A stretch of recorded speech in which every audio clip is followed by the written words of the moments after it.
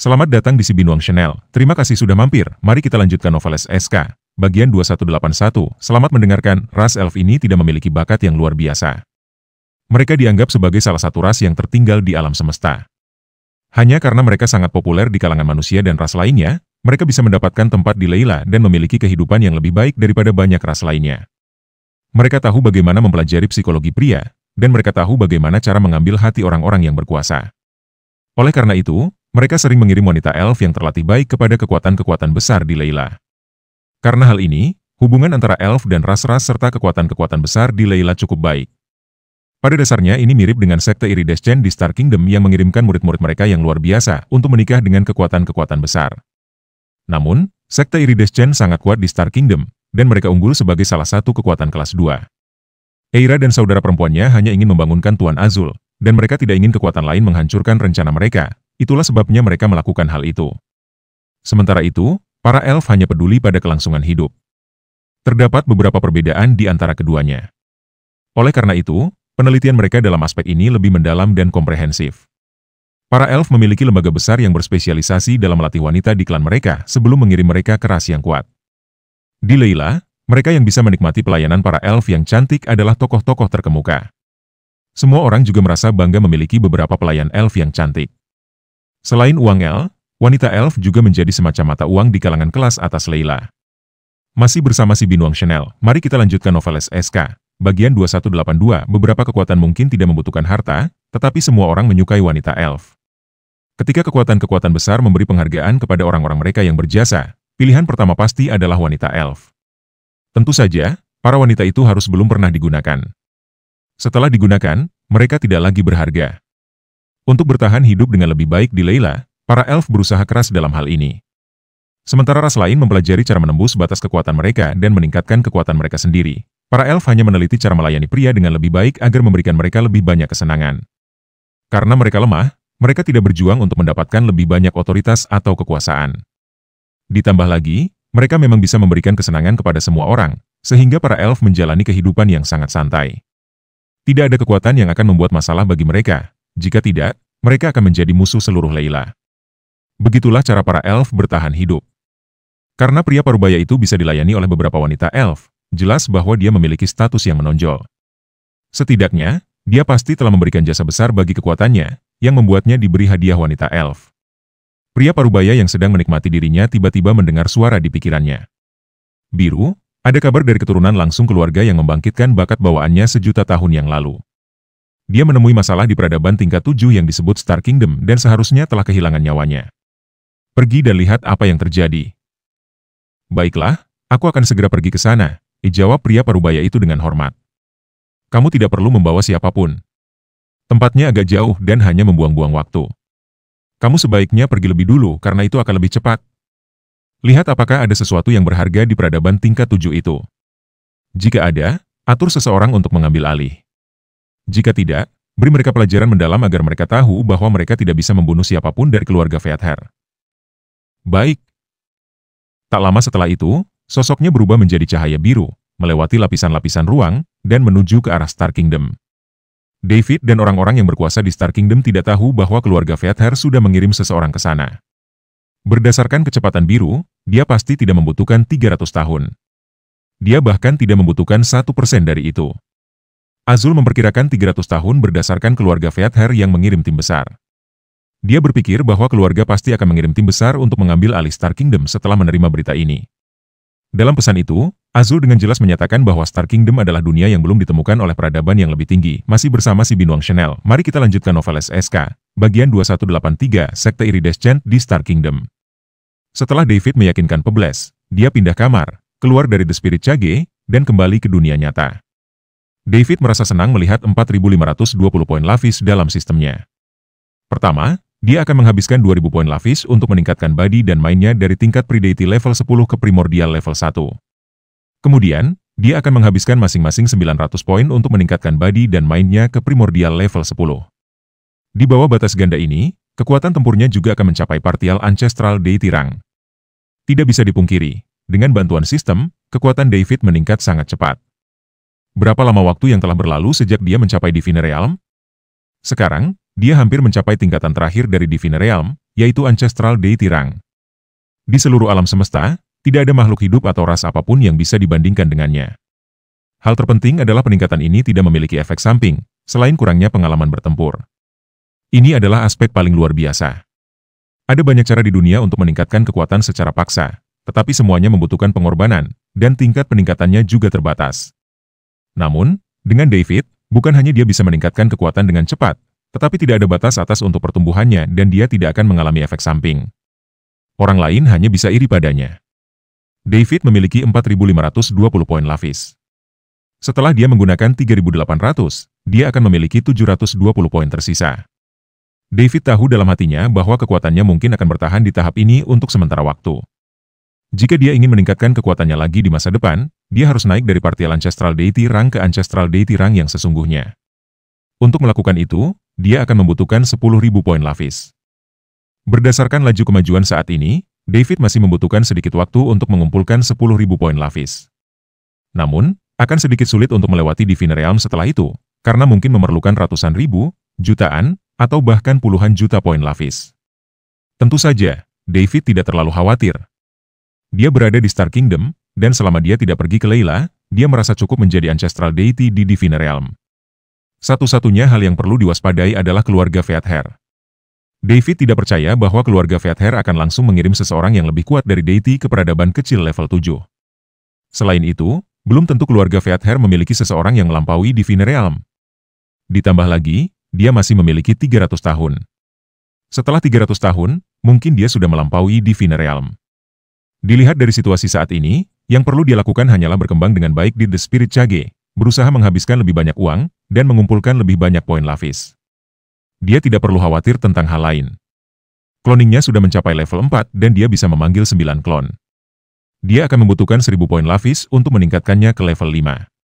720 poin lapis jelas tidak cukup, jadi dia akan menyimpannya untuk saat ini. Kemampuan lain tidak terlalu berpengaruh pada David, jadi dia tidak akan meningkatkannya untuk sekarang. Tidak masalah apakah dia menunggu hingga mengumpulkan 1000 poin lapis untuk meningkatkan cloning dan menambah jumlah klon, atau menunggu hingga dia mencapai 10.000 poin untuk membuat badinya menembus batas. Kali ini, setelah kembali ke dunia nyata, David keluar untuk berjalan-jalan dan bertemu dengan semua orang. Sambil berjalan, dia memeriksa apakah ada insiden di Star Kingdom. Dia menemukan bahwa semuanya berjalan seperti biasa, jadi dia meninggalkan beberapa perintah dan kemudian masuk kembali ke The Spirit Cage.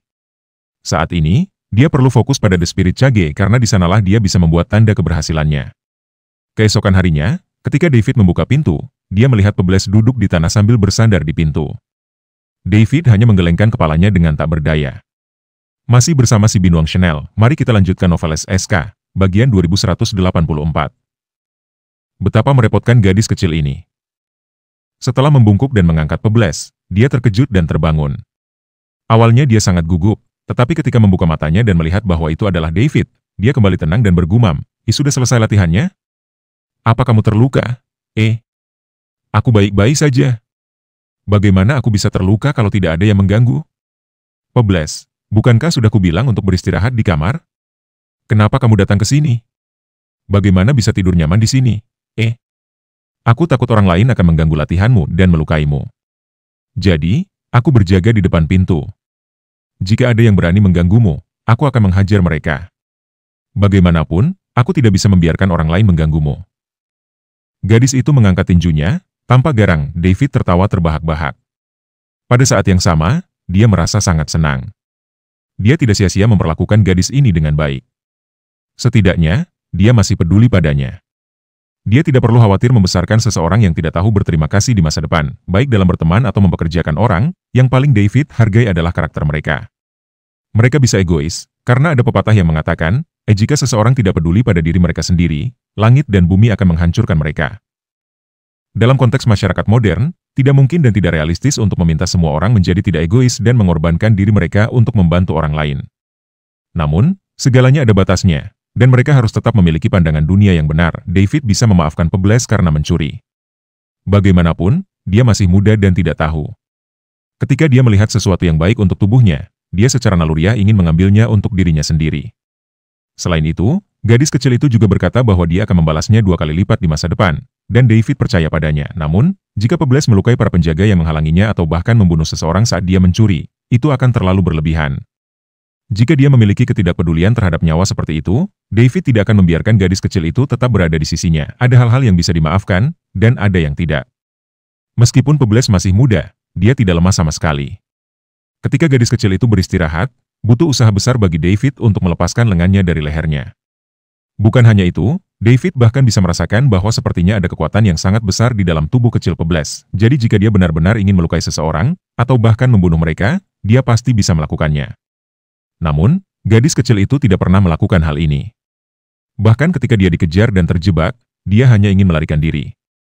Meskipun dia terluka oleh bos yang marah, dia tidak pernah melawan. Justru karena alasan inilah David memutuskan untuk mengadopsinya dan membiarkannya tetap di sisinya, serta mendidiknya dengan baik agar dia tidak menyimpang dari jalan yang benar. Terima kasih, Pebles, kamu anak yang baik. Tapi kalau aku harus berlatih lagi di masa depan, kamu bisa beristirahat di kamar. Kamu tidak perlu tinggal di sini. Aku bisa melindungi diriku sendiri. David memeluk gadis kecil itu dengan satu tangan dan mengelus kepalanya dengan tangan lainnya sambil tersenyum padanya. Pebles hanya menggelengkan kepalanya, menolak. Tidak. Aku harus berjaga di luar pintu. Tidak ada yang boleh mengganggu atau melukaimu. Jika ada yang berani melakukannya, aku akan menghajar mereka sampai mati. Setelah gadis kecil itu selesai berbicara, dia mengangkat tinjunya lagi. Pebles, jadilah anak yang baik. Kita tidak perlu menggunakan kekerasan. Kita harus meyakinkan orang dengan akal, mengerti? Itu apa? Pebles terlihat bingung. Kamu harus berbicara dengan mereka dulu. Apa yang harus kulakukan kalau mereka tidak mendengarkan? Oh, kalau mereka tidak mendengarkan, baru kamu bisa menghajar mereka. Ah, aku mengerti. Aku harus berbicara dulu, tapi kalau mereka tidak mendengarkan, aku boleh menghajar mereka. Oh, aku rasa begitu. Masih bersama si Binuang Chanel, mari kita lanjutkan novel SK, bagian 2185. Sejak David melunasi utang 500 miliar dolar untuk Pebles, keduanya menjadi terkenal di jalan perdagangan di Sole. Selain itu, kekuatan David juga semakin terlihat jelas. Para pengusaha dan bos di sana ingin menyenangkannya, jadi mereka akan segera mendatanginya begitu mereka memiliki sesuatu yang berharga. Sambil menghasilkan uang, mereka berharap David akan mengingat mereka. Tentu saja, David terbuka menerima semua penjual. Dia senang menerima poin mewah yang datang kepadanya. Bianye sekarang semacam menjadi pengurus rumah tangga David, dan dia mengurus kehidupan sehari-harinya. Seharusnya dia kembali setelah menjual Silver Float Dragon. Namun, saat dia menghubungi kepala keluarga Nacht, dia menceritakan tentang apa yang terjadi di Demon Ridge dan sosok besar bernama David. Pada akhirnya, baik kepala keluarga Nacht maupun Bianye sepakat bahwa kesempatan untuk bergantung pada seseorang yang kuat seperti ini tidak boleh dilewatkan. Jika Bianye pergi, dia mungkin tidak akan pernah melihat David lagi. Keluarga Nacht ingin menemukan pelindung yang kuat, dan David jelas merupakan pilihan terbaik. Selain itu, jika Bianye tetap bersama David, dia yakin David tidak akan tinggal diam jika keluarga Nacht mengalami masalah. Bianye mentransfer uang dari penjualan Silver Float Dragon dan Beast Crystal kepada kepala keluarga Nacht untuk menyelesaikan krisis ekonomi terlebih dahulu. Kemudian, dia tinggal dengan tenang di Sole. Dia akan melakukan pekerjaan rumah untuk David dan membantunya mengurus masalah-masalah kecil dalam kehidupan sehari-hari. Karena itu, tidak mudah bagi David untuk menyingkirkan Bianye. Lagi pula, dia memang membutuhkan seseorang yang memahami The Spirit Cage untuk membantunya, jadi dia menerima kehadiran Bianye. Demi kenyamanan, David juga membeli sebuah rumah besar di daerah paling makmur di Sole dan mendapatkan sejumlah poin mewah lainnya. Setelah itu, ketiganya tinggal sementara di Sole. Sejujurnya, Bianye sangat iri pada gadis kecil Pebles. Dia mendapatkan perhatian besar dari David tidak lama setelah mereka bertemu. Jika saja Bianye memiliki hubungan sedekat itu dengan David, bukankah keluarga Nacht bisa memanfaatkan keuntungan ini untuk bangkit dengan cepat?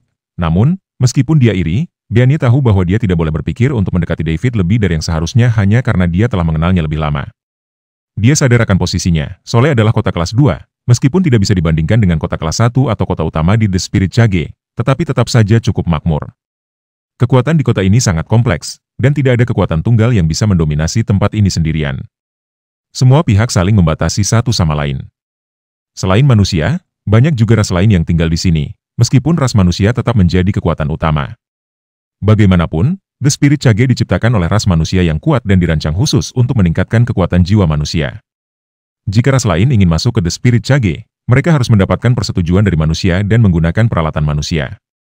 Oleh karena itu, jumlah manusia di The Spirit Cage jauh lebih banyak dibandingkan dengan ras lainnya. Sambil menggendong Pebles di pelukannya, David berjalan di jalan-jalan ramai di Sole, diikuti oleh Bianye yang mempesona dan cantik.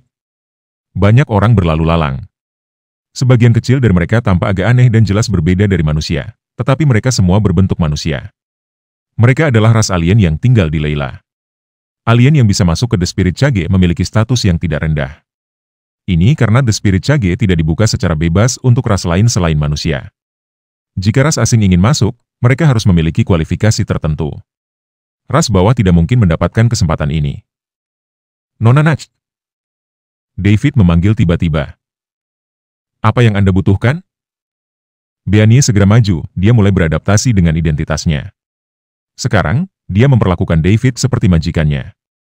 Perubahan dari wakil ketua keluarga Nacht menjadi pelayan David adalah perubahan besar. Keluarga Nacht mungkin tidak besar di Layla, tapi tetap merupakan salah satu kekuatan teratas di planet Lucio. Sebagai wakil ketua, Beanie memiliki otoritas tertentu di keluarga Nacht.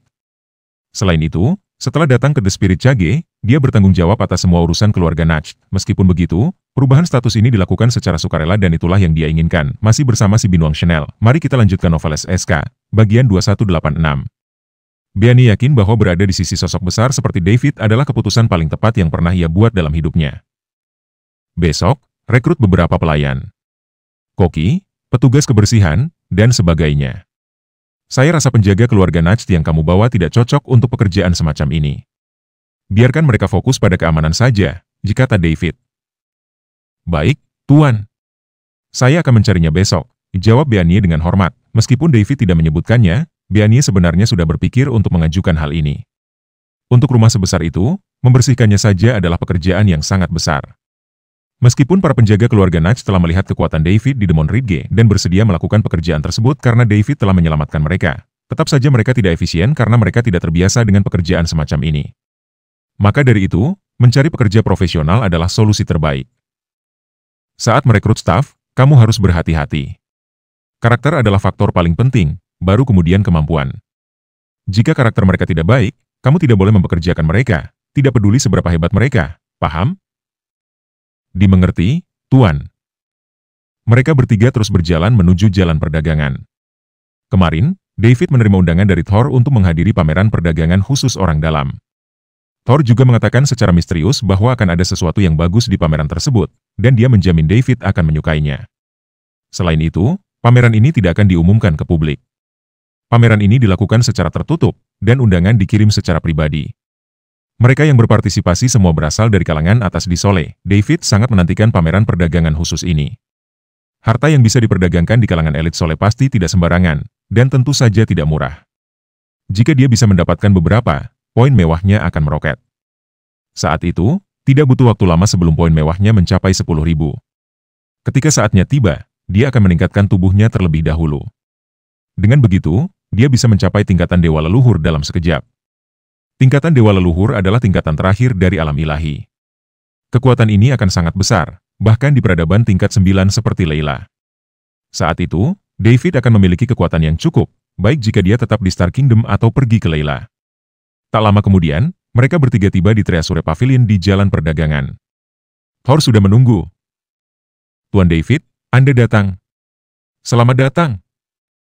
Thor melihat David dan segera maju untuk menyambutnya dengan penuh hormat. Tuan Rivers, Anda terlalu sopan. Maaf telah membuat Anda menunggu, jawab David dengan sopan. Saya belum menunggu terlalu lama, kata Thor sambil tersenyum. Sejak pertama kali bertemu dengan David karena Pebles, dan merasakan kekuatan besar David, Thor telah menyelidiki tentang David. Ternyata David baru saja datang ke Sole dan tidak berafiliasi dengan kekuatan manapun di Sole. Jadi, Thor langsung mengambil keputusan. Dia harus mendekati David dan menjaga hubungan baik dengannya.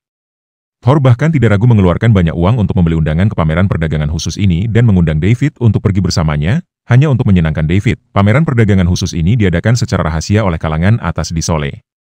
Hanya ada 1.000 undangan, dan setiap undangan memungkinkan 3 tamu untuk masuk. Sole adalah kota besar kelas 2. Jadi, bagaimana 1.000 undangan bisa cukup? Oleh karena itu, pameran perdagangan khusus ini menjadi ajang bagi para tuan besar dari berbagai kalangan untuk menunjukkan kemampuan mereka. Alasan mengapa pameran ini diadakan secara rahasia adalah karena beberapa hal memang tidak pantas untuk dipublikasikan. Masih bersama si Binuang Chanel, mari kita lanjutkan novel SK, bagian 2187. Tuan Rivers, kapan tepatnya pameran perdagangan khusus ini dimulai? Tanya David. Tuan David, pameran sudah dimulai, jawab Thor. Ah, Sudah dimulai? Apakah aku terlambat? Bukankah Anda menyuruhku datang malam hari? Ini belum gelap. David tampak bingung. Kemarin, Thor mengatakan bahwa ada pameran perdagangan khusus yang diadakan malam ini dan dia menjamin akan ada sesuatu yang akan disukai David. David sempat merasa bingung, karena hal yang paling ia sukai hanyalah poin mewah. Semakin banyak, semakin baik. Namun, tentu saja Thor tidak tahu tentang hal itu. Selain poin mewah, David juga suka benda-benda berharga. Pameran ini dijadwalkan berlangsung malam hari, dan masih ada waktu sebelum gelap. Apakah sudah dimulai? Apa aku salah dengar? Melihat wajah bingung David, Thor segera menjelaskan, Tuan David, jangan salah paham. Memang benar saya meminta Anda datang malam hari, tetapi pameran ini berlangsung selama 1 hari 1 malam. Dimulai sejak pagi, namun umumnya acaranya agak membosankan di siang hari dan baru menjadi seru di malam hari saat mencapai puncaknya. Saya khawatir Anda akan bosan jika datang siang hari dan hanya membuang-buang waktu, jadi saya meminta Anda datang malam hari. Oh, begitu, pikir David, lega karena ternyata ia tidak terlambat. Kalau begitu, kita pergi sekarang? Tuan David, silakan ikuti saya, kata Thor sambil berjalan menuju aula dalam. David mengikuti di belakangnya dengan Pebles dalam pelukan, sementara Byanie berjalan di belakang mereka. Setelah memasuki aula dalam, mereka melewati beberapa ruangan yang remang-remang. Semakin jauh mereka masuk, semakin penasaran David. Pameran perdagangan tidak mungkin diadakan di sini, kan? Pikirnya, jika David tidak begitu yakin dengan kekuatannya, ia pasti tidak akan berani masuk lebih dalam. Ini tidak terlihat seperti mereka menuju pameran perdagangan, melainkan seperti sedang masuk ke dalam perangkap. Meskipun David belum pernah menghadiri pameran perdagangan khusus ini, ia sudah sering berpartisipasi dalam lelang-lelang lain, yang umumnya diadakan di tempat yang luas dan terang untuk menampung banyak orang. Namun, pameran khusus ini diadakan di sudut kota yang sangat gelap dan hanya ada sedikit orang di sekitarnya. Begitu rahasianya pameran ini, David mulai bertanya-tanya apakah ada aktivitas tersembunyi yang terjadi di dalamnya. Untungnya, David memiliki kekuatan yang luar biasa. Apapun yang menunggunya di dalam, mereka tidak akan mampu menahan satu pukulan pun darinya. Saat pertama kali masuk ke The Spirit Cage, kekuatan pikiran David masih berada di level 10 Secret, dan dengan satu pukulan saja, ia sudah bisa membunuh naga perak. Sekarang, kekuatan pikirannya telah menembus level 10 Primordial, jadi ia tidak takut apapun. Jika dia mau, menghancurkan kota kelas 2 seperti Soleh akan sangat mudah baginya. Seperti kata pepatah, keahlian sempurna membuat seseorang percaya diri. Dengan kekuatan sebesar ini, tentu saja David tidak sedikit pun merasa takut. Meskipun musuhnya mungkin memiliki banyak tipu muslihat dan skema kotor, ia bisa menghadapinya tanpa masalah. Di hadapan kekuatan sejati, konspirasi apapun tidak akan berguna. Dengan pemikiran itu, meskipun ada banyak keraguan dalam benaknya, David tidak bertanya apapun agar Thor tidak meremehkannya. Hal itu hanya akan membuatnya tampak kurang berpengalaman. Sementara itu, Byanie berjalan di belakang mereka, masih bersama si Binuang Chanel. Mari kita lanjutkan Noveles SK. Bagian 2188, lingkungan yang gelap membuat Byanie sedikit gugup. Namun, karena David tidak berkata apa-apa, dia hanya mengikuti dalam diam. Bagaimanapun, David berada di depannya, sehingga membuatnya merasa sedikit lebih aman. Sementara itu, Pebles yang berada dalam pelukan David justru melihat sekeliling dengan penasaran tanpa rasa takut sedikit pun. Setelah melewati 7 atau 8 ruangan yang remang-remang, Thor berhenti di ruangan terakhir yang tampak seperti ruang tamu kecil. Ada meja, kursi, dan beberapa lukisan di dinding. Thor kemudian berjalan menuju salah satu lukisan pemandangan, membuka lukisan tersebut, dan menemukan sebuah mekanisme di baliknya. Dia memutarnya beberapa kali, dan perlahan-lahan dinding-dinding mulai terbuka, memperlihatkan sebuah lorong yang menuju ke bawah. David yang berada di belakang Thor tampak terkejut. Ini hanya pameran perdagangan, kenapa harus sesulit dan semisterius ini? Orang yang tidak tahu mungkin akan berpikir ada harta karun tersembunyi di sini, pikir David. Silakan dulu, Tuan David, ujar Thor sambil memberi isyarat pada David untuk memasuki lorong. David, sambil menggendong Pebles, berjalan masuk terlebih dahulu, diikuti oleh Byanie, dan Thor berada paling belakang. Begitu mereka masuk ke dalam lorong, lampu otomatis menyala dan dinding di belakang mereka menutup. Lorong tersebut cukup besar. Bahkan jika 3 orang berjalan berdampingan, lorong itu tetap terasa luas. Di depan mereka, ada tangga yang mengarah ke bawah. Saat hendak melanjutkan langkah, Thor tiba-tiba mendekati David dan menyerahkan sesuatu kepadanya. Maaf, Tuan David. Setiap orang yang berpartisipasi dalam pameran perdagangan khusus ini harus mengenakan topeng untuk menjaga anonimitas. Jadi, Anda memerlukan ini. David mengambilnya dan melihatnya sejenak, sebuah topeng lembut. Lalu dia bertanya, Tuan Rivers, ini hanya pameran perdagangan. Apakah perlu semisterius ini? Tidak hanya lokasinya tersembunyi, tapi semua peserta juga harus tetap anonim? Thor menyerahkan topeng lain kepada Byanie dan menjelaskan, Tuan David, ini bukan pameran perdagangan biasa. Ini adalah pameran perdagangan bawah tanah di Seoul. Banyak barang di sini berasal dari sumber yang tidak jelas, mungkin curian atau dirampok. Singkatnya, asal-usul barang-barang ini tidak diketahui dan harganya sangat mahal. Para peserta, baik penjual maupun pembeli, tidak ingin identitas mereka diketahui. Mereka tidak ingin memperlihatkan kekayaan mereka. Untuk melindungi kedua belah pihak, penyelenggara membuat aturan ini. David berpikir dalam hati, bukankah ini hanya pertukaran ilegal? Namun, David tidak terlalu peduli karena di mana ada cahaya, pasti ada bayangan. Di dunia manapun, hal-hal semacam ini tidak bisa dihindari. Bahkan di bumi, di mana sistem hukum sudah sangat sempurna, masih banyak orang yang bermain di zona abu-abu. Ketika para penjahat tua diberantas, para penjahat baru akan muncul dengan cepat seperti rumput liar. David kemudian bertanya, jadi, kita lanjutkan sekarang? Tuan David, kita perlu mengenakan topeng ini dulu, jawab Thor sambil mengenakan topengnya, yang langsung menyembunyikan wajahnya. David kemudian membantu Pebbles memakai topengnya sebelum memasang topengnya sendiri. Sebenarnya, David merasa bahwa topeng ini tidak begitu berguna baginya. Hal ini dikarenakan Pebbles terlalu mencolok.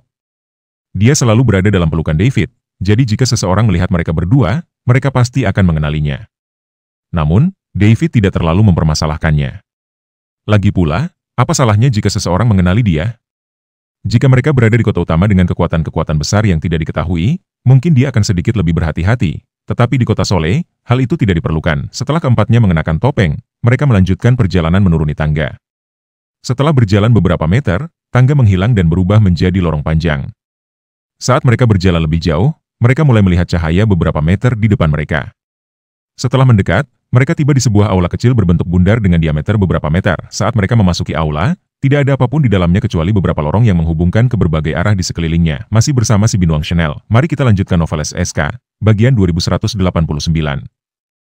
Tuan David, silakan ikuti saya, kata Thor sebelum memilih salah satu lorong dan berjalan masuk. David dan yang lainnya tidak punya pilihan selain mengikuti. Tidak lama kemudian, mereka bertemu dengan lorong lain dan melewati beberapa persimpangan sebelum akhirnya tiba di ujung lorong. Di depan mereka bukan dinding, melainkan sebuah pintu. Thor mulai membuka pintu, sementara David menyentuh permukaannya. Pintu itu terasa kuat dan halus, dan David tidak bisa menebak bahan apa yang digunakan. Pameran perdagangan bawah tanah di Seoul ini sangat misterius, dipikirnya. Pembangunan lorong bawah tanah ini pasti membutuhkan banyak tenaga dan sumber daya. Selain terhubung ke Treasure Pavilion, mungkin lorong-lorong ini juga terhubung ke banyak tempat lain. Bukankah para pebisnis biasanya mengejar keuntungan? Kenapa mereka membuatnya serumit ini? Gumam David dalam hati. Ketika pintu terbuka sedikit, suara keras langsung memenuhi telinga mereka. Setelah pintu terbuka sepenuhnya, tampak lorong lain di depan mereka, tetapi lebih kecil. Suara itu datang dari lorong kecil tersebut, menandakan bahwa mereka sudah dekat dengan tujuan. Setelah berjalan puluhan meter lagi, suara semakin keras. Ketika mereka hampir keluar dari lorong, mereka melihat dua orang bertopeng berjaga. Thor menyerahkan dua undangan kepada penjaga, dan mereka diizinkan untuk melanjutkan. Saat keluar dari lorong, terbentang sebuah tempat seperti alun-alun dengan banyak orang berjalan hilir mudik. Semua orang memakai topeng sehingga wajah mereka tidak terlihat. Mungkin karena takut dikenali, lampu di sini sengaja dibuat sedikit redup. David melihat pemandangan ini dengan perasaan takjub. Bukankah ini seperti pesta-pesta liar di bumi yang beroperasi di zona abu-abu? Lampu yang redup, suasana bising, semua orang memakai topeng, dan tidak ada yang tahu siapa orang lain. Orang-orang bisa bersenang-senang sepuasnya untuk melepas stres, dipikir David. Tuan Rivers, Anda yakin ini adalah pameran perdagangan dan bukan tempat orang-orang melepas emosi tertekan mereka? Ditanya David dengan nada skeptis. Thor tersenyum dan menjawab, Tuan David, Anda benar-benar memiliki mata yang tajam. Pameran perdagangan ini memang punya tujuan seperti itu, tetapi jangan khawatir, fungsi utamanya tetaplah sebagai pameran perdagangan. Itu hanya program sampingan. Pada siang hari, semua orang datang untuk melepas stres, sedangkan pameran perdagangan yang sebenarnya dimulai pada malam hari. Itulah sebabnya saya meminta Anda datang malam ini. Kita sedikit lebih awal, dan pameran belum dimulai. Kenapa Anda tidak bilang dari awal? Saya hanya ingin berpartisipasi dalam pameran perdagangan, bukan melepas stres. Saya tidak punya stres yang perlu dilepas, ujar David dengan nada jengkel. Thor segera meminta maaf dengan nada rendah hati. Tuan David, maafkan saya. Ini semua kesalahan saya. Saya tidak menjelaskan dengan jelas kepada Anda. Tolong maafkan saya. Thor memilih untuk menyalahkan dirinya sendiri sepenuhnya, karena ia tidak berani menyalahkan David. Kenangan tentang kekuatan luar biasa yang David tunjukkan sebelumnya masih jelas dalam ingatan Thor. Thor tahu, Menjaga hubungan baik dengan sosok sekuat David bisa membuat hidupnya lebih aman dan tenang. Masih bersama si Binuang Chanel, mari kita lanjutkan novel SSK, bagian 2190. Baiklah, Tuan Rivers, Anda tidak perlu menyalahkan diri sendiri. Ini bukan masalah besar. Sekarang kita sudah di sini, mari kita lihat-lihat. Bagaimanapun, malam akan segera tiba. Setelah berbicara, David melangkah masuk ke arena. Thor dan Beanie segera mengikutinya. Ketika mereka tiba di sana, semua orang mengenakan topeng sehingga mereka tidak saling mengenal. Mereka semua adalah orang asing, sehingga bisa berbuat apapun yang diinginkan. Bahkan orang yang saling mengenal akan berpura-pura tidak mengenali satu sama lain, dan tidak akan mengekspos pihak lain. Ini adalah aturan di pameran perdagangan bawah tanah. Siapapun yang berani melanggar aturan atau mengungkapkan identitas orang lain akan kehilangan kualifikasi untuk berpartisipasi lagi dan akan dimintai pertanggungjawaban oleh penyelenggara. Hukuman apa yang akan dijatuhkan tidak diketahui. Tetapi siapapun yang memenuhi syarat untuk berpartisipasi bukanlah orang bodoh dan pasti tidak akan melanggar aturan ini. David mulai berkeliling, memperhatikan bahwa tempat tersebut sangat besar, bahkan bisa digambarkan seperti kota pasar kecil yang dibangun di bawah tanah. Staf pelayanan di dalam tidak memakai topeng, dan jumlah mereka jauh lebih banyak dibandingkan peserta yang memakai topeng. Mereka semua adalah wanita cantik yang terpilih dari sekian banyak kandidat. Para pria bertopeng terlihat sering melecehkan staf pelayanan, sementara staf tersebut tampak enggan tapi tidak sepenuhnya menolak. Suaranya justru menambah semangat para pelaku pelecehan. Namun, meskipun mereka diganggu, tidak ada yang melakukan tindakan berlebihan di depan umum. David berpikir pasti ada peraturan yang membatasi mereka, karena jika tidak, bagaimana mungkin mereka bisa menahan diri? Selain aula utama, ada beberapa tempat lain di sekitarnya yang menjual berbagai barang. Salah satu tempat tersebut terlihat paling ramai dengan keributan yang paling keras. David memutuskan untuk melihat apa yang terjadi di sana. Di tengah kerumunan, terdapat arena kecil yang tenggelam dengan ukuran beberapa ratus meter persegi, tempat dua makhluk humanoid sedang bertarung. Setelah memperhatikan lebih dekat, David menyadari bahwa keduanya bukan manusia, dan salah satu dari mereka memiliki ekor. Dengan hanya satu pandangan, David segera berbalik dan meninggalkan tempat itu. Meskipun keduanya adalah wanita, mereka sama sekali tidak mengenakan pakaian, yang membuat David tidak sanggup melihat lebih lanjut.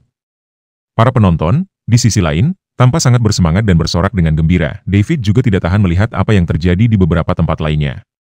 Tempat ini benar-benar menyingkap sisi buruk dari sifat manusia. Ini memang tempat untuk melepaskan stres. Setelah berkeliling sebentar, David menemukan sudut yang tenang dan duduk. Sekarang, dia mulai menyesal datang terlalu awal. Dia sama sekali tidak tertarik dengan aktivitas gila di sini. Wajah Beanie juga memerah melihat apa yang terjadi, tetapi karena memakai topeng, orang lain tidak bisa melihatnya. Tuan Rivers, Anda bisa bersenang-senang sendiri. Anda tidak perlu menemani saya.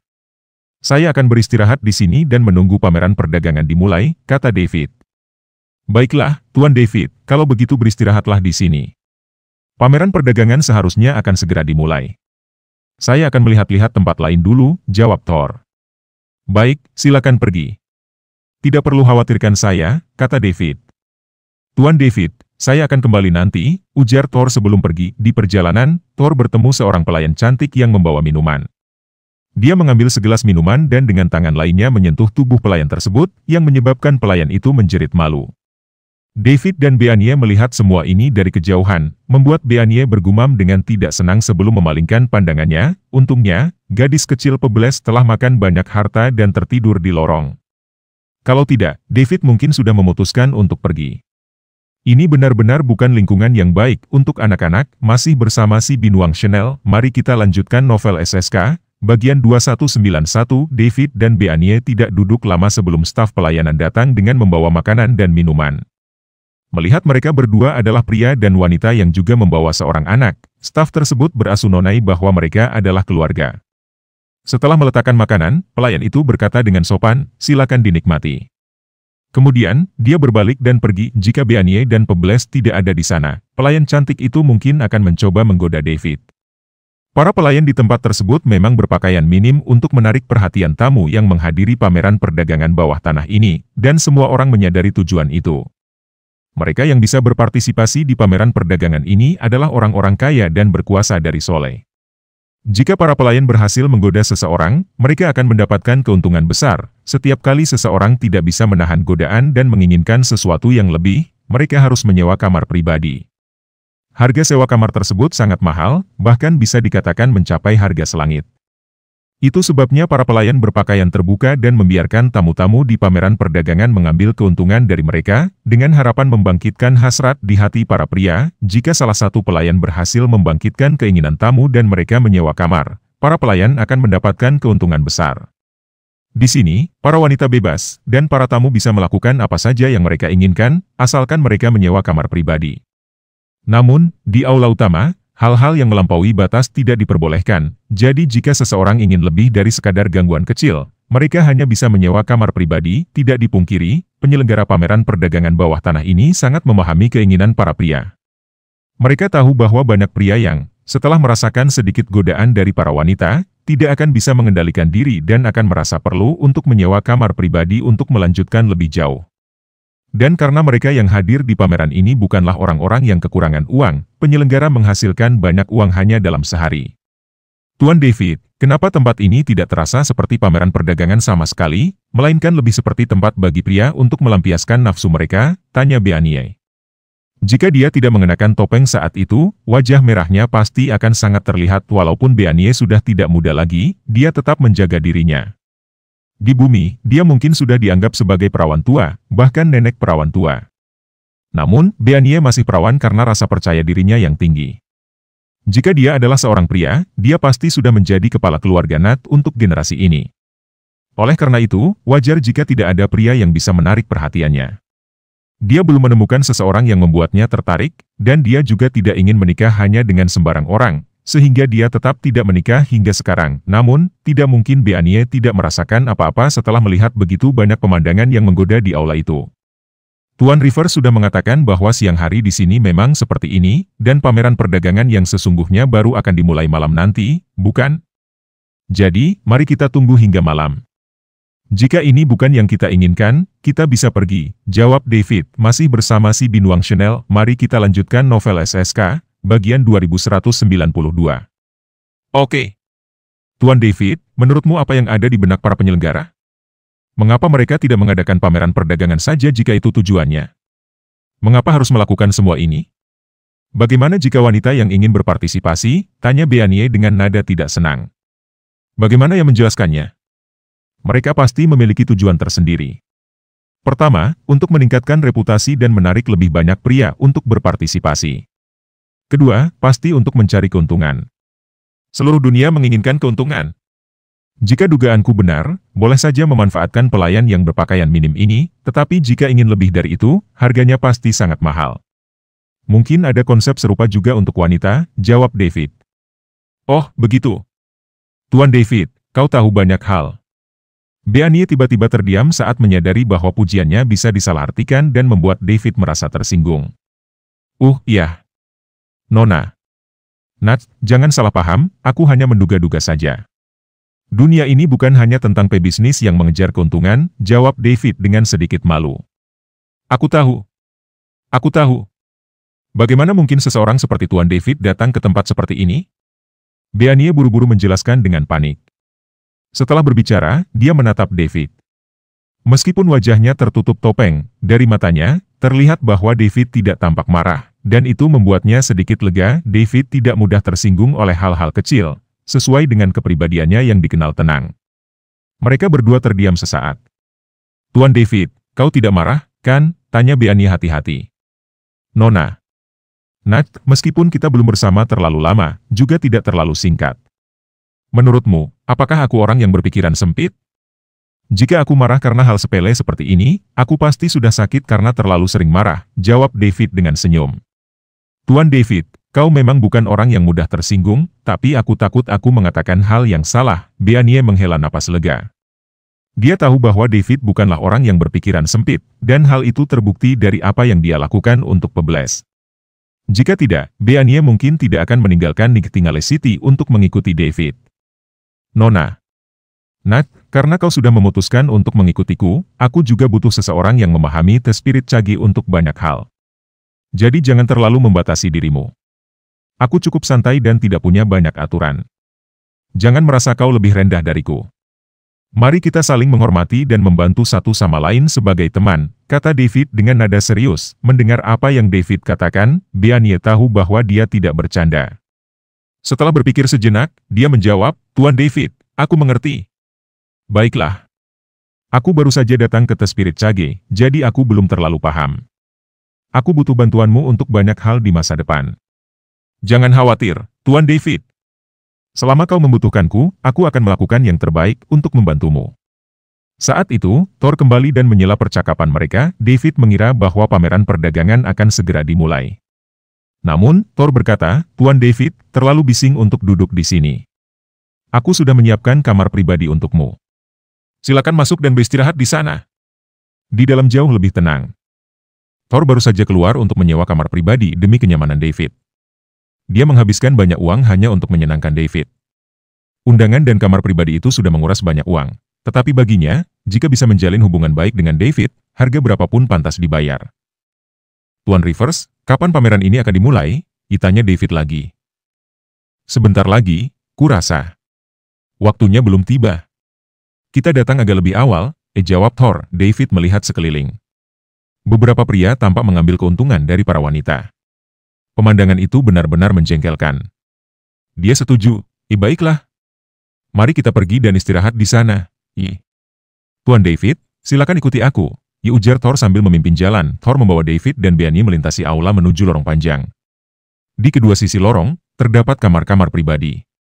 Setelah berjalan sekitar 100 meter dan melewati lebih dari 100 kamar, Thor berhenti di depan kamar 137, membuka pintu, dan memberi isyarat, Tuan David, Nona. Nach, silakan masuk. Kalian bisa beristirahat di dalam, dan aku akan memberitahu kalian saat pameran dimulai. Tuan Rivers, terima kasih banyak. Sama-sama. Merupakan kehormatan besar bagiku bisa melayani Anda, Tuan David. Masih bersama si Binuang Chanel, mari kita lanjutkan Noveles SK. Bagian 2193, setelah Thor pergi, David dan Beanie masuk ke ruangan pribadi. Fasilitas di dalamnya cukup lengkap. Semakin David melihat sekeliling, semakin dia menyadari bahwa ruangan ini tampaknya dipersiapkan untuk orang-orang yang penuh nafsu. Mungkin sesuatu yang tak terkatakan baru saja terjadi di ruangan ini. Dan bukan hanya sekali. Hanya membayangkannya saja sudah membuat David merasa sedikit tidak nyaman. Dia memilih duduk di kursi di sebelahnya sementara Beanie duduk di seberangnya. Tidak ada suara dari luar di sini. Karena tidak ada hal lain yang bisa dilakukan, David mengobrol dengan Beanie tentang The Spirit Cage. Apa yang baru-baru ini dia dengar dan pelajari dari para petualang hanyalah informasi dasar.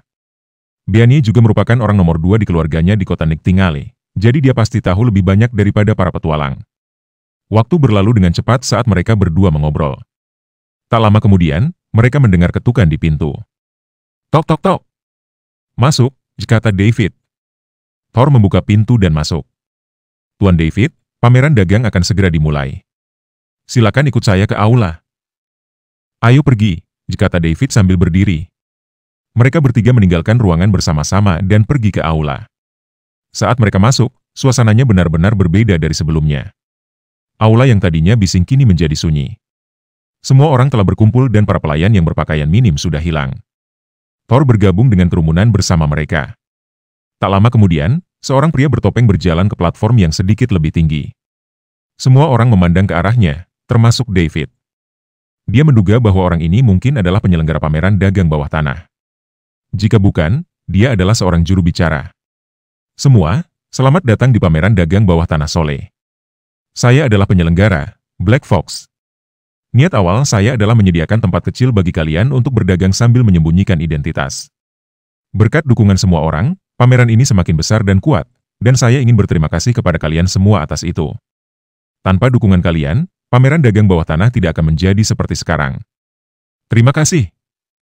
Black Fox membungkuk. Kemudian, dia melanjutkan, kami memiliki beberapa teman baru di sini hari ini dan mereka masih sangat pemalu, tapi tidak apa-apa. Kalian akan terbiasa setelah beberapa kali datang. Sekarang, aturannya masih sama. Semua orang akan berdagang sendiri terlebih dahulu, dan kemudian saya akan menunjukkan beberapa barang bagus. Kali ini, saya pasti akan membuat kalian terkejut. Setelah beberapa kata, Black Fox menyatu dengan kerumunan, membuatnya sulit ditemukan. Hal ini karena banyak orang dengan topeng, postur, dan pakaian yang sama seperti dia. Bisa dilihat betapa berhati-hatinya orang ini.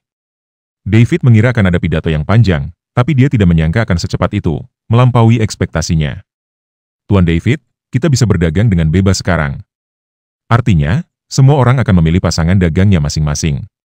Setelah beberapa saat, Tuan Black Fox akan mengeluarkan barang berharga untuk dilelang. Setiap kali pameran dagang bawah tanah diadakan, Tuan Black Fox akan mengeluarkan setidaknya 3 harta berharga untuk dilelang oleh semua orang, jelas Thor dengan suara pelan dari samping.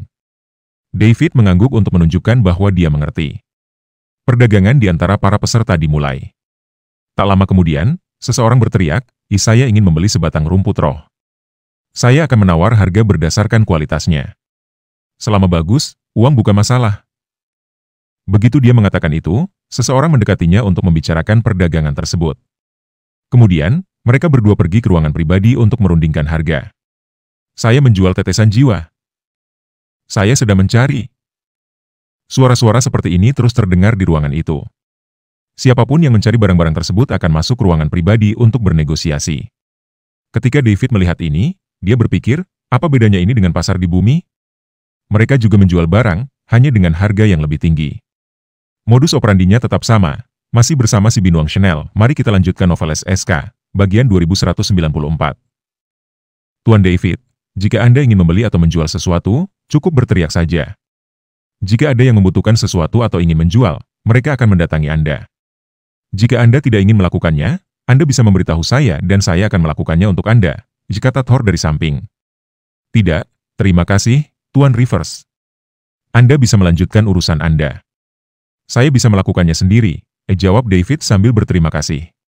Dia sudah membeli banyak harta dalam beberapa hari terakhir, tapi dia tidak bisa menjualnya. Uang tidak menarik baginya. Sedangkan untuk membeli, David tidak punya tujuan khusus, dia hanya ingin membeli barang-barang yang mahal. Baiklah, Tuan David, silakan lihat-lihat dulu. Saya akan pergi, kata Thor sambil pergi. Setelah Thor pergi, David dan Bianye duduk di sudut yang agak terpencil. Sambil mendengarkan teriakan-teriakan di aula dan melihat orang-orang pergi ke ruangan pribadi untuk bernegosiasi, mereka merasa bahwa model ini cukup bagus. Tidak hanya mereka bisa menemukan harta yang mereka inginkan dengan tepat, tetapi mereka juga bisa menjual barang-barang langsung kepada yang membutuhkan tanpa perantara. Dengan demikian, baik penjual maupun pembeli bisa mendapatkan keuntungan. Tak lama kemudian, David ikut bergabung dengan pebles di tangannya. Namun, setelah membeli beberapa barang, dia berhenti. Mari kita tunggu harta yang disiapkan oleh penyelenggara. Alasannya karena proses ini terlalu tidak efisien. Selain itu, nilai dari barang-barang yang dijual cukup rendah. Bahkan jika dia tidak bernegosiasi, dia tidak akan mendapatkan banyak poin kemewahan. Sekarang, poin kemewahan yang dibutuhkan untuk terobosan David berikutnya sudah mencapai puluhan ribu. Jika terlalu sedikit, itu tidak akan banyak berpengaruh. Lagi pula, Soleh hanyalah kota kelas 2. Bahkan jika semua orang yang berpartisipasi dalam pameran dagang bawah tanah ini berasal dari kalangan atas Soleh, tidak semua orang bisa menyediakan barang-barang yang benar-benar berharga untuk dijual. Barang-barang yang benar-benar berharga pasti akan datang dari penyelenggara. Barang-barang itu pasti tak ternilai harganya. Jadi, David memutuskan untuk menunggu dan melihat waktu berlalu perlahan. Perdagangan bebas adalah bagian yang sangat penting dalam seluruh pameran bawah tanah ini dan akan berlangsung cukup lama. Banyak harta yang asal-usulnya tidak diketahui akan berpindah tangan ketika pembeli dan penjual tetap anonim. Beberapa di antaranya bahkan mungkin berasal dari perampok di Demon Ridge.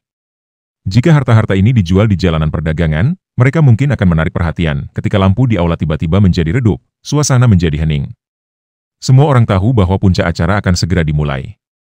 Dua alien yang tingginya hampir 3 meter dan berjalan tegak membawa sebuah benda besar yang ditutupi kain hitam masuk ke dalam aula, langsung menarik perhatian semua orang. Semua orang melihat benda yang dibawa oleh dua alien itu dengan penasaran, bertanya-tanya apa yang ada di dalamnya. Brak! Benda besar itu diletakkan dengan suara keras. Para alien menurunkan benda itu dan pergi. Kemudian, seorang pria bertopeng maju dan mengumumkan, semua, ini adalah harta pertama yang disiapkan oleh Tuan Black Fox untuk kalian semua. Sebenarnya agak tidak tepat menyebutnya harta, karena ini berisi makhluk hidup. Selain itu, saya bisa katakan bahwa ini sangat langka. Tuan Black Fox awalnya berencana untuk menyimpannya untuk dirinya sendiri, tetapi demi kepentingan semua orang, dia memutuskan untuk membawanya ke sini. Makhluk hidup. Sekarang, semua orang tampak lebih penasaran. Jarang sekali seseorang menjual makhluk hidup, membuat suasana semakin heboh. Karena Tuan Black Fox menjualnya, pasti harganya tidak murah. Apa itu? Mata penasaran tertuju pada benda yang tertutup kain hitam itu. Dari tatapan kalian, saya tahu kalian tidak sabar lagi. Saksikan, ini pasti yang pertama kali terjadi di Soleh. Setelah mengatakan itu, Pria bertopeng tersebut menarik kain hitam untuk memperlihatkan apa yang ada di dalamnya. Masih bersama si Binuang Chanel, mari kita lanjutkan novel SK, bagian 2195. Begitu kain hitam itu diangkat, isinya terungkap. David menatap dengan seksama. Ada beberapa wanita manusia di dalam. Apakah ini perdagangan manusia? Ini agak berlebihan. David sedikit mengernyit, merasa sulit menerimanya. Meskipun ada perdagangan Buddha di galaksi Bima Sakti, dia tetap tidak bisa memahaminya. Menurutnya, mereka bisa menjual apa saja, kecuali manusia. Tunggu. David mengamati dengan cermat untuk beberapa saat. Dia melihat bahwa meskipun wanita-wanita dalam kandang itu tampak mirip dengan manusia, ada beberapa perbedaan. Pertama, manusia tidak memiliki telinga yang runcing. Selain itu, wajah mereka terlalu halus dan luar biasa cantik. Mereka benar-benar, untuk sementara, David tidak bisa menemukan kata-kata yang tepat untuk menggambarkan mereka. Kata-kata seperti sangat cantik atau kecantikan luar biasa bahkan tidak bisa mulai menggambarkan mereka. Seolah-olah mereka memiliki kecantikan yang tak terkatakan. Dia tidak bisa sekadar menyebut mereka cantik karena wanita-wanita yang ada di dekat David. Bukankah semuanya cantik? Setidaknya 90%, 95%, atau bahkan 98% dari mereka adalah wanita-wanita cantik luar biasa. Namun, wajah-wajah di dalam kandang itu terasa berbeda dari kecantikan Selena dan Astrid, yang merupakan kecantikan terbaik di antara manusia. Bukan karena mereka lebih cantik, tetapi mereka kekurangan sentuhan manusiawi. Jika David ingin menggunakan satu kata untuk menggambarkan mereka, itu adalah ethereal, seperti makhluk dari dunia lain. Seseorang bahkan tidak akan tega menodai mereka. Ditambah lagi dengan telinga runcing mereka dan ketakutan yang terlihat di mata mereka, jika mengutip kata-kata orang bumi, bukankah mereka malaikat yang jatuh dari surga? Selain itu, wanita-wanita ini juga mengeluarkan aroma khusus yang membuat siapapun yang menciumnya merasa nyaman. David sudah cukup lama berada di The Spirit Cage, jadi dia tidak lagi naif seperti saat pertama kali datang. Dia telah melihat banyak ras alien selain manusia. Namun, dia belum pernah melihat ras yang ada dalam kandang ini. Sementara David tenggelam dalam pikirannya, terdengar banyak seruan di sekelilingnya. Sialan, bukankah mereka peri legendaris? Ya. Dari mana Lord Black Fox mendapatkannya? Lord Black Fox benar-benar luar biasa. Peri sangat sedikit jumlahnya, jadi tidak semua orang bisa memilikinya, bahkan di Layla. Jika seorang tokoh besar tidak memiliki beberapa wanita peri, mereka akan terlihat lebih rendah dari yang lain, apalagi di The Spirit Cage. Benar sekali. Aku tidak percaya bahwa Lord Black Fox bisa mendapatkan para wanita peri ini. Aku benar-benar sudah melihat segalanya hari ini. Semua orang melihat wanita-wanita yang terkunci di dalam kandang di atas platform. Mata mereka berkilauan, dan nafsu mereka jelas terlihat. Di dunia nyata di Layla, mereka tidak layak memiliki peri. Sekarang, di The Spirit Cage, Black Fox memberi mereka kesempatan. Banyak orang diam-diam memutuskan dalam hati bahwa mereka harus membeli satu dan membawanya pulang. Setelah itu, mereka bisa merasakan perlakuan yang hanya bisa dinikmati oleh orang-orang besar. Kemudian, mereka memiliki modal untuk membanggakan diri, bukan? Jika ada yang berani menyombongkan diri di depan mereka, mereka hanya perlu berkata bahwa mereka telah dilayani oleh seorang wanita peri. Masih bersama si Binuang Chanel, mari kita lanjutkan novel SK, bagian 2196. Hal itu pasti akan membuat mereka terdiam. Wanita peri adalah standar emas bagi tokoh-tokoh papan atas dari seluruh peradaban level 9 Layla. Sangat sulit bagi orang-orang seperti mereka untuk memiliki kesempatan melihat wanita peri. Oleh karena itu, mereka tidak menyangka bisa ikut dalam persaingan hari ini. Pada saat yang sama, semua orang juga penuh dengan keraguan. Karena Black Fox bisa mendapatkan para wanita peri ini, mengapa dia tidak melelang mereka di kota-kota tingkat pertama atau bahkan di kota utama? Ada begitu banyak kekuatan besar di sana. Jika dia menyebarkan kabar sedikit saja, hal ini pasti akan menggemparkan audiens, terutama di kalangan anak-anak kaya yang suka pamer dan memiliki latar belakang kuat. Mereka tidak memenuhi syarat untuk diberi hadiah berupa wanita peri oleh keluarga mereka, tetapi mereka juga ingin menikmati layanan para wanita peri. Jadi jika mereka diberikan kesempatan untuk pamer di lingkaran mereka, persaingan untuk mendapatkan wanita peri akan sangat sengit. Harganya juga pasti akan sangat tinggi. Bagaimanapun, Soleh hanyalah kota tingkat 2, jadi batas maksimum tempat ini tidak akan bisa menyamai batas minimum kota tingkat pertama, apalagi kota utama. Inilah kesenjangan yang tidak bisa diisi. Sangat tidak masuk akal bagi Black Fox untuk membawa wanita peri ke sini dan membiarkan semua orang bersaing.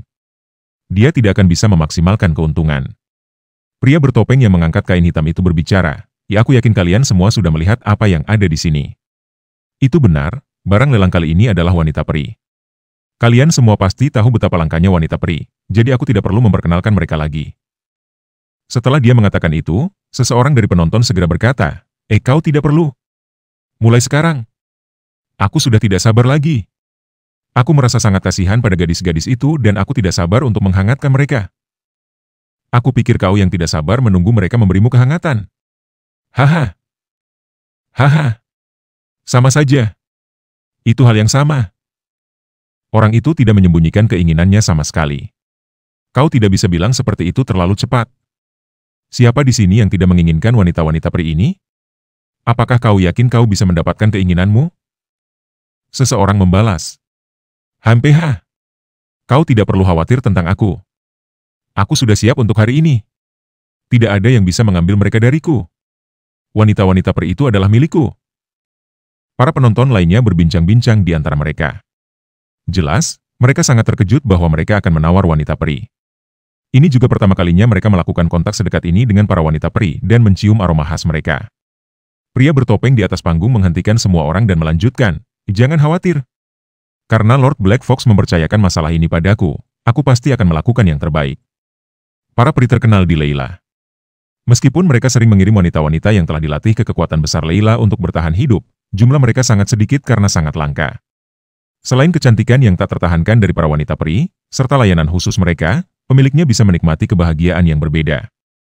Seiring waktu, wanita-wanita peri secara bertahap menjadi standar bagi para tokoh besar di Leila. Siapapun yang tidak memiliki pelayan peri akan menjadi bahan ejekan di lingkaran mereka. Oleh karena itu, kalian bisa membayangkan betapa berharganya para wanita peri ini. Di dunia nyata Leila, mereka eksklusif untuk para bangsawan dan sangat jarang kita bisa melihat mereka. Namun sekarang, di The Spirit Cage, kita tidak hanya bisa melihat mereka, tetapi juga menyentuh mereka.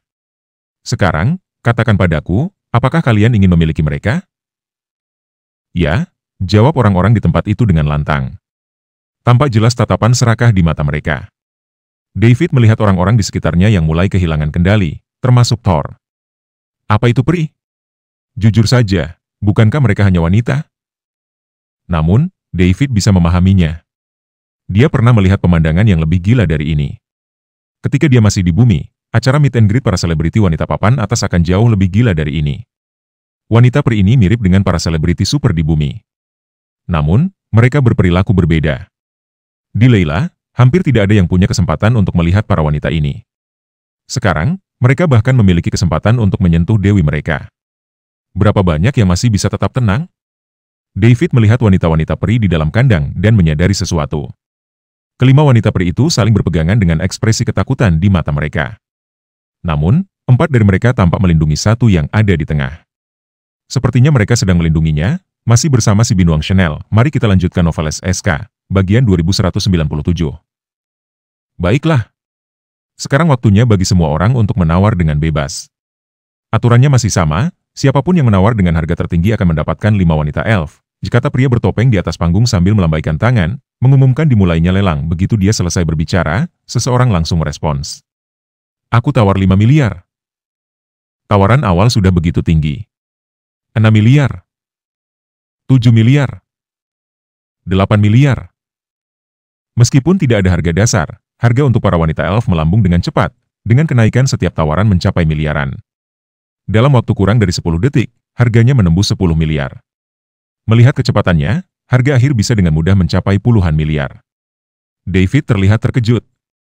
Meskipun dia memiliki kekayaan tak terbatas dan tidak peduli dengan uang, dia merasa tidak masuk akal untuk menghabiskan puluhan miliar hanya untuk beberapa wanita. Meski ada orang super kaya di bumi yang menghabiskan banyak uang untuk dewi mereka, mereka tidak segila ini. Mereka mungkin menghabiskan puluhan juta, ratusan juta, atau bahkan lebih dari itu, tetapi belum pernah ada yang menghabiskan puluhan miliar. Bahkan kepala kelompok keuangan miliaran dolar tidak akan mengeluarkan puluhan miliar untuk membeli beberapa wanita. Apa yang David tidak ketahui adalah bahwa orang-orang ini tidak membeli wanita elf semata-mata untuk kesenangan. Mereka yang menghadiri pameran ini bukanlah orang bodoh. Mereka melihat peluang bisnis besar dalam hal ini. Mereka akan membeli 5 wanita elf, menyimpan 2 untuk diri mereka sendiri, dan secara diam-diam mengirim 3 sisanya ke kota-kota tingkat pertama untuk dijual. Mereka pasti akan menghasilkan banyak uang dari penjualan itu. Anak-anak kaya dari keluarga berpengaruh akan mengeluarkan banyak uang untuk membelinya. Bahkan jika mereka tidak menjualnya, wanita-wanita itu bisa digunakan sebagai alat tawar untuk mencari keuntungan dari kekuatan besar. Mungkin melalui cara itu, mereka bisa menemukan pelindung yang kuat bagi diri mereka sendiri. Tidak hanya mereka bisa menikmati wanita-wanita itu, tetapi mereka juga bisa mendapatkan keuntungan. Jadi, mengapa tidak?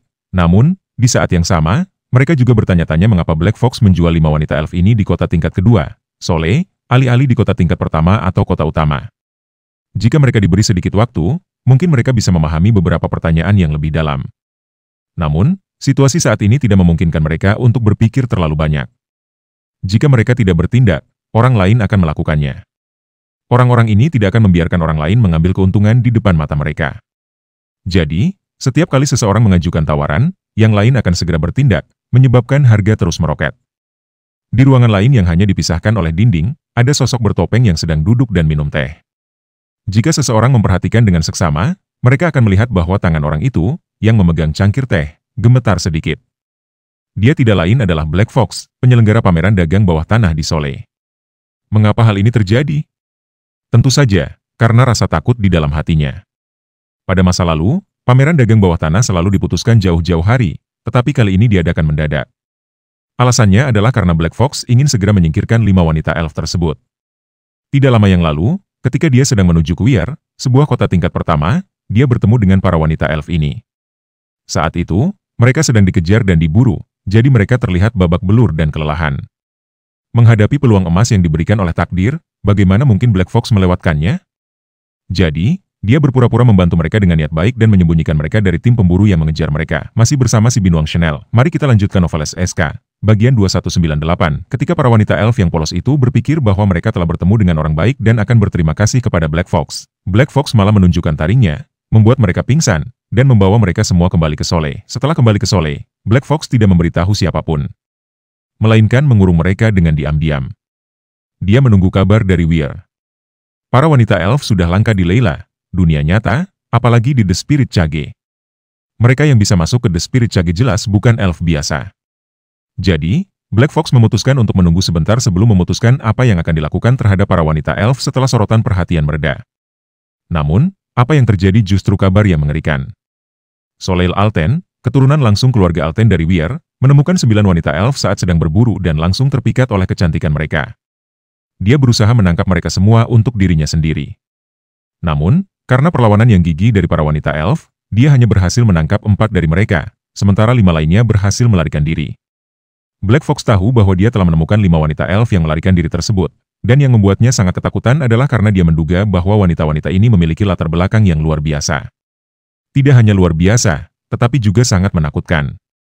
Salah satu dari mereka ternyata adalah satu-satunya putri dari Ratu Elf saat ini, seorang putri elf yang akan segera menggantikannya.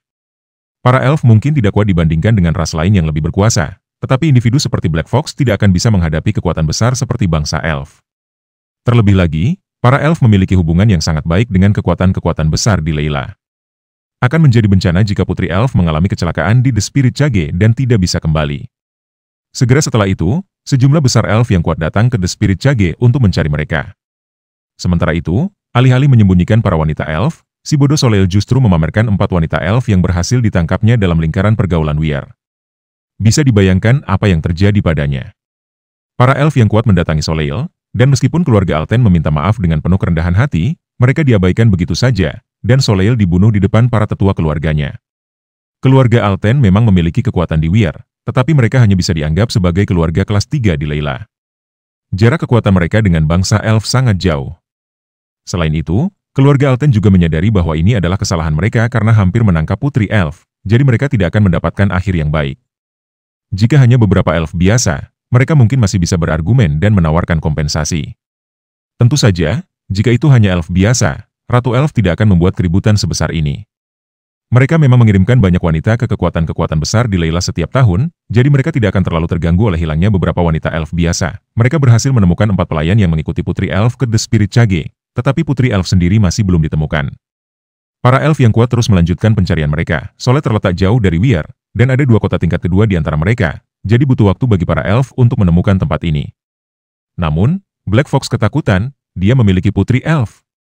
Bahkan Soleil, keturunan langsung keluarga Alten di Weir, dibunuh. Jadi, bagaimana mungkin dia bisa melarikan diri jika ditemukan? Itulah sebabnya Black Fox memikirkan ide ini. Dia memutuskan untuk menjual putri elf dan keempat pelayannya, kemudian mengubah identitasnya. Mulai saat itu, Black Fox tidak akan ada lagi di The Spirit Cage. Bagaimanapun, tidak ada satupun di pameran perdagangan bawah tanah yang mengetahui identitas aslinya. Black Fox selalu menjaga misterinya. Setiap kali ada pameran bawah tanah, ada puluhan orang yang berpakaian seperti dirinya. Jadi, bahkan jika para elf menemukannya, para pembeli yang akan disalahkan, dan dia akan lolos dari masalah. Dengan demikian, dia menyelenggarakan pameran dagang bawah tanah dadakan ini. Karena Weir jauh, dan kabar tentang Soleil hanya tersebar di area kecil, kekuatan-kekuatan di Soleil belum menerima berita itu. Tidak ada satupun di aula lelang yang tahu bahwa apa yang sedang mereka tawar sebenarnya adalah masalah besar yang bisa mematikan. Begitu mereka memenangkan wanita-wanita itu, dan berita tersebar, kemungkinan besar mereka akan mati. Bahkan jika mereka melihat bahaya itu lebih awal dan melarikan diri dari The Spirit Cage, para elf bisa tetap menemukan mereka di Layla berdasarkan petunjuk yang mereka tinggalkan di Soleil. Masih bersama si Binuang Chanel, mari kita lanjutkan novel SK, bagian 2199. Saat penonton terus melakukan penawaran, harga wanita elf melewati angka 50 miliar, begitu cepat hingga mengejutkan. Selain itu, harga terus naik dengan cepat. Jika ini terus berlanjut, menembus angka 100 miliar hanya masalah waktu. Seolah-olah apa yang mereka habiskan bukanlah uang sungguhan, David tidak menyangka hal ini. Pada saat yang sama, dia tidak bisa memahami fenomena aneh ini. Dia melihat bagaimana orang-orang bertindak. Mereka terlihat seperti rela menghabiskan seluruh kekayaan mereka untuk membeli para wanita elf. Bagi yang tidak tahu, mungkin mereka mengira mereka sedang menawar semacam obat ajaib yang bisa membuat mereka sukses seketika. Apakah wanita-wanita itu benar-benar sepadan dengan ini? Bisa dimengerti jika orang kaya menghabiskan uang untuk membeli wanita demi kesenangan mereka. Tetapi mengapa mereka rela menghabiskan seluruh kekayaan mereka hanya untuk wanita? David berpikir dalam hati. David tidak memahami status para wanita elf di Layla, jadi dia tidak bisa mengerti mengapa semua orang begitu tergila-gila. Jika seseorang membeli seorang wanita elf dengan seluruh kekayaannya dan kemudian menjualnya di kota tingkat pertama, harganya akan langsung berlipat ganda. Jika seseorang tidak mengambil kesempatan ini untuk menghasilkan uang, mereka akan dianggap bodoh. Di dunia ini, selain David, siapa yang akan mengeluh punya terlalu banyak uang? Tuan Rivers, apakah ada yang istimewa dari para wanita elf ini? Kenapa mereka begitu berharga? Tanya David dengan suara rendah. Tuan David, Anda tidak tahu. Wanita elf adalah simbol status di Layla, tetapi jumlahnya sangat terbatas dan banyak keturunan langsung dari kekuatan besar hanya bisa memimpikan mereka. Jadi itulah mengapa semua orang begitu tergila-gila pada mereka. Selama seseorang memiliki wanita elf, mereka akan mendapatkan manfaat besar, baik menggunakan mereka untuk menyanjung para petinggi atau menjualnya di kota tingkat pertama. Jelas Thor. Begitu ya? Mengapa Anda tidak ikut serta? Ini kesempatan besar, tanya David. Tuan David, Anda pasti bercanda. Tentu saja saya ingin memilikinya. Sayangnya, sebagian besar aset saya ada pada barang dagangan saya, jadi saya tidak punya banyak uang tunai. Di pameran bawah tanah, kami harus membayar di tempat dan tidak ada penundaan yang diizinkan. Jadi, saya tidak punya pilihan selain menyerah, jawab Thor dengan senyum pahit. Tentu saja, dia juga ingin membeli wanita-wanita itu dan menghasilkan banyak uang. Namun, dia tidak punya cukup uang. Jadi apa yang bisa dia lakukan? Penawaran dimulai dari 50 miliar. Ada 5 wanita elf, jadi jika mereka dijual satu persatu, mereka bisa dengan mudah terjual lebih dari 50 miliar jika semuanya berjalan lancar. Membeli wanita elf di The Spirit Cage bukan berarti mereka hanya bisa menikmatinya di The Spirit Cage. Seseorang bisa memaksa wanita itu untuk memberitahu lokasinya di dunia nyata dan menemukan tubuhnya di Layla. Jadi, ketika mereka meninggalkan The Spirit Cage dan kembali ke Layla, mereka juga akan memiliki pelayan elf. Dulu, wanita elf tidak sepopuler seperti sekarang. Namun, dalam beberapa tahun terakhir, semua kekuatan besar di Layla mulai mengejar wanita elf, yang memunculkan fenomena ini. Tentu saja, Ratu Elf juga turut mempromosikan ini. Saat ini, para elf seperti barang mewah kelas atas di bumi. Selain mahal, mereka juga tidak bisa dibeli hanya dengan uang karena mereka adalah simbol status bangsawan. Sesekali, mereka muncul di pasar barang bekas dan secara alami menarik banyak orang untuk berebut mendapatkannya. Thor ingin meminjam uang dari David. Bagaimanapun, jika David bisa mengeluarkan 500 miliar untuk melunasi hutang Pebles, dia pasti tidak kekurangan uang.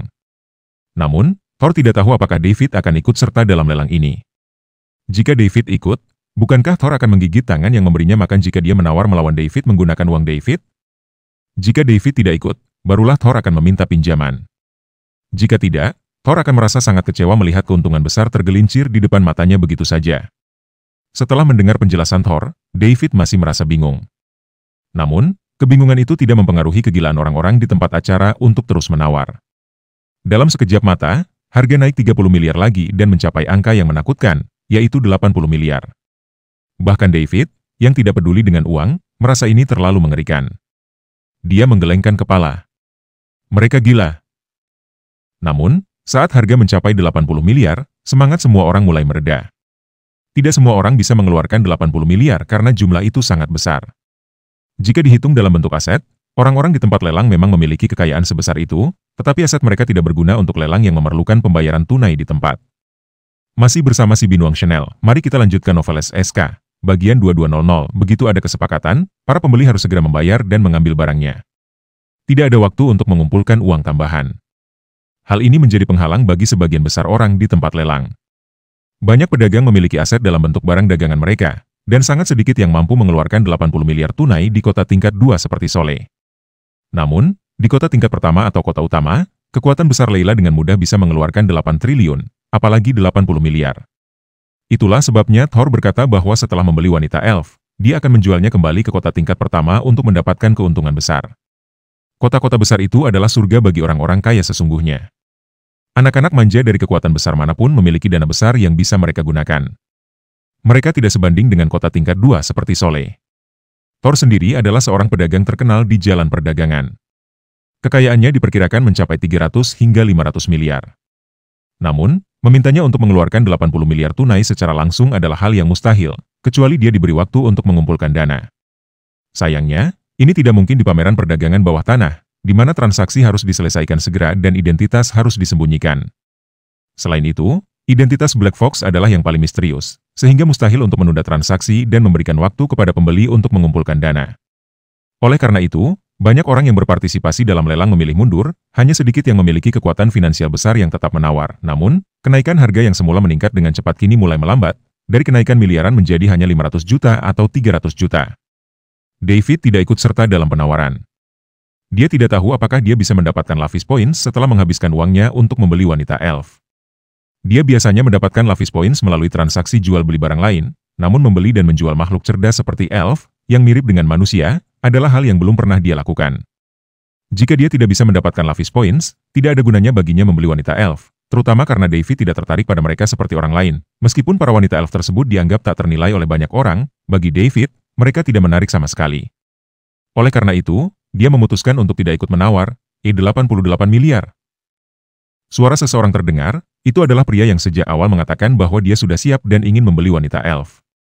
88,5 miliar, teriak orang lain. 88,8 miliar. Suara lainnya ikut bersaing. 90 miliar. Saya tidak akan menyerah. Jangan coba-coba melawan saya hari ini. Saya akan membawa pulang kelima wanita elf ini. Ruangan pun hening seketika. Harga ini sudah melampaui batas yang kebanyakan orang bisa bayarkan segera. Tidak ada waktu bagi mereka untuk mengumpulkan dana tambahan, sehingga banyak dari mereka hanya bisa melihat manfaat besar di depan mata mereka tanpa bisa meraihnya. Jika Black Fox mengumumkan lelang ini beberapa hari sebelumnya dan memberi para peserta waktu untuk mengumpulkan uang, situasinya pasti akan lebih kacau. Namun, Black Fox tidak berani mengambil risiko itu. Dia hanya ingin segera menyingkirkan para wanita elf. Yang dia inginkan hanyalah menemukan pembeli yang mau mengambil Elven Princess dari tangannya. Black Fox tidak peduli seberapa banyak mereka terjual. Selama seseorang membelinya, mereka akan mengambil alih masalah yang sebelumnya ada di tangannya. Namun, begitu kebenaran terungkap, mereka pasti akan mencari Black Fox kembali. Namun, setelah hari ini, Black Fox tidak akan lagi menjadi Black Fox. Dan semua masalah itu tidak akan menjadi urusannya lagi. Terima kasih sudah bersama si Binuang Chanel. Jangan lupa mampir pada bagian selanjutnya, novel SK, dan novel lainnya.